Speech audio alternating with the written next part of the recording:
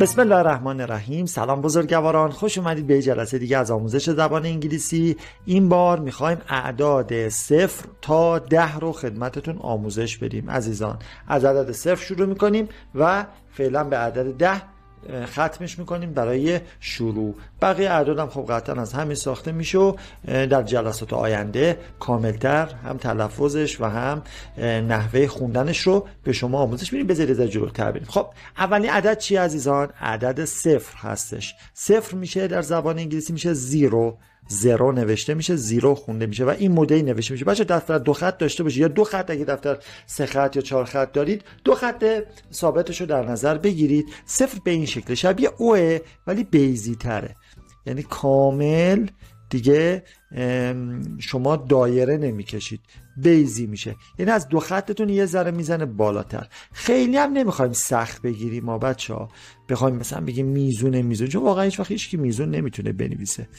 درسته، یعنی یه مقداری از 2 خط بزنه بالاتر ولی بیزی باشه.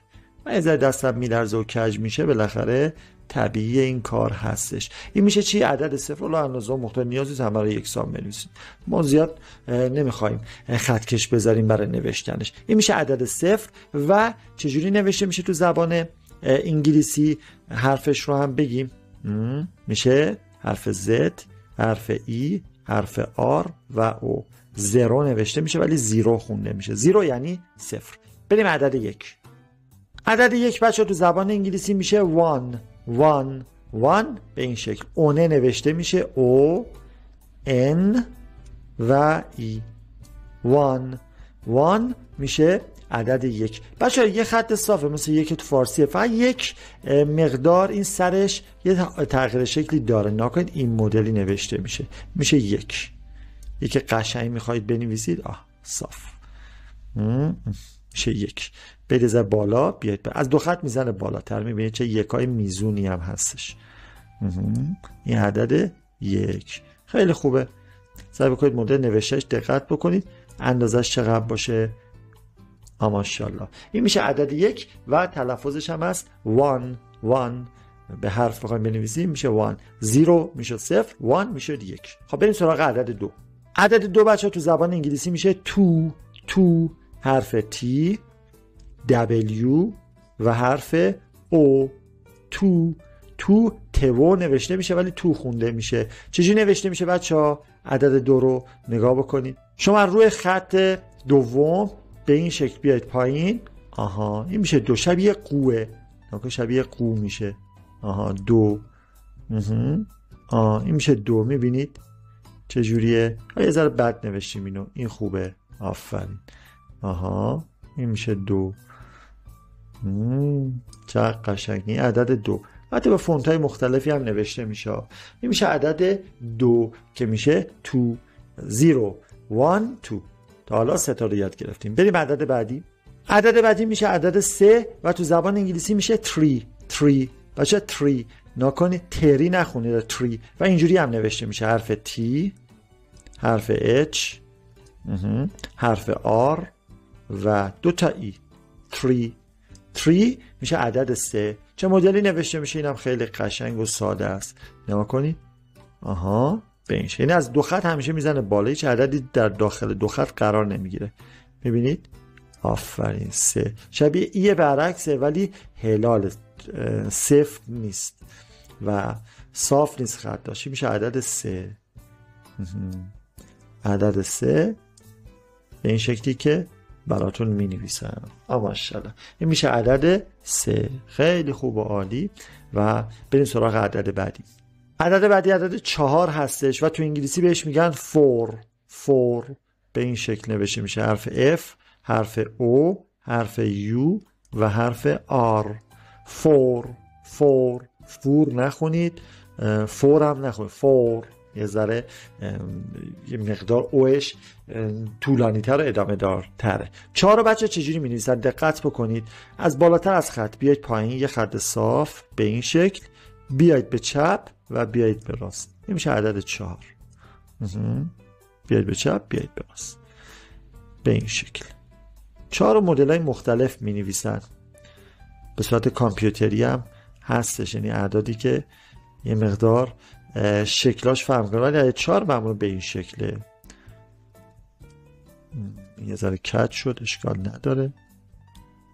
این میشه به این شکل. خیلی خوب عزیزان، این هم میشه عدد 4. دقیقاً دقت کنید که از دو خط چقدر فاصله داره و این رو رعایت کنید. پایین تر از دو خط نمیاد، اینو بهش دقت داشته باشید. 4 میشه عدد 4. بریم سراغ عدد 5. عدد 5 میشه بچه ها 5 به این شکل. نگاه کنید، حرف F I V و E. 5 میشه عدد 5. به این شکل هم نوشته میشه. نگاه کنید، بالاتر دو خط میاد پایین. 1 2 این تیکش هلال بکنید. ببینید 1 2 هلال. 5. ماشاءالله بچه ها، چقدر عدد قشنگی شد. من از عدد 5 خیلی خوشم میاد، خیلی هم خوش دست نوشته میشه. میبینید شکمش از تقریبا تو همین موازات بشه، خیلی عقب نیاد. ماشاءالله. 5 و این دومش هم از این تیکه دیگه نزنه بیرون، خیلی مثلا ادامه دار نباشه. این میشه عدد 5. بریم عدد 6. عدد 6 بچه ها میشه 6 به این شکل. S I و حرف X. 6 میشه عدد 6. چه مدلی نوشته میشه بچه؟ دایره است، نگاه بکنید، بین دو خط این تهش میاد بالا. این میشه عدد 6. خیلی ساده است، راحته، شبیه انگار ویرگول داریم میذاریم. درسته؟ میشه عدد 6. خیلی هم بالاتر نبرید. عدد 6 به این شکله. خیلی خوب. ماشاءالله. بریم عدد 7. عدد 7 میشه 7 میشه عدد 7. S E V E و N. اینو تو الفبا بهتون یاد دادم. عدد 7 7. چجوری نوشته میشه؟ بیاید بالاتر از دو خط به این شکل، بیاید پایین موازی، بیاید پایین مایل. 7. خیلی هم نیاید پایین. ماشاءالله. میشه عدد 7. عدد 7 خیلی خوبه. می دقیقاً این دوتا باید به انتهای هم برسن، خیلی دیگه نیاد اون ورتر. میشه عدد 7. حالا از کمتر هم آوردی اشکالی نداره. میشه عدد 7 7. بریم عدد بعدی. عدد بعدی میشه عدد 8 و تو زبان انگلیسی بهش میگن 8. به مدل نوشتهش نگاه بکنید. حرف E I G H و حرف T. ایقت. حرف G و H معمولا صدای ق میده دیگه، حالا ما اینجا استفاده میکنیم، ولی ایقت نمیخونیم، میخونیم 8. مثلا G و H اصلا خونده نمیشه، میشه 8 یعنی عدد 8. چجوری نوشته میشه بچه ها؟ دو قسمت، یه قسمت از این دایره بالا، یه قسمتش پایینه. نگاه کنید، میشه 8. یعنی تقریبا این سری مار میمونه که به خودش پیچیده میاد بالا. آفرین. میشه عدد 8.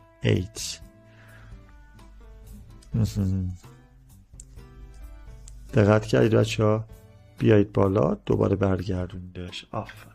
عدد 8. بریم عدد بعدی. عدد بعدی میشه عدد 9 و تو انگلیسی بهش میگن 9. N I N و حرف E. نینه نوشته میشه ولی 9 خونده میشه. چجوریه بچه ها؟ برعکس 6 9. ببینید به این شکل.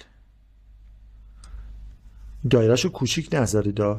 9 سه وی بزرگ میمونه. چی؟ عدد 9. خیلی خوبه. ماشاءالله بچه های عزیز، عالیه. حتی میگم میمونه سبک نوشتن ها فرق میکنه به خاطر فونت ها، این هم طبیعیه، هیچ اشکالی نداره. بریم سراغ عدد 10 هم یاد بگیریم. خب عدد 10 میشه 10. اینو قبلا تو الفبا بهتون یاد دادیم. 10 حرف T، حرف E و N.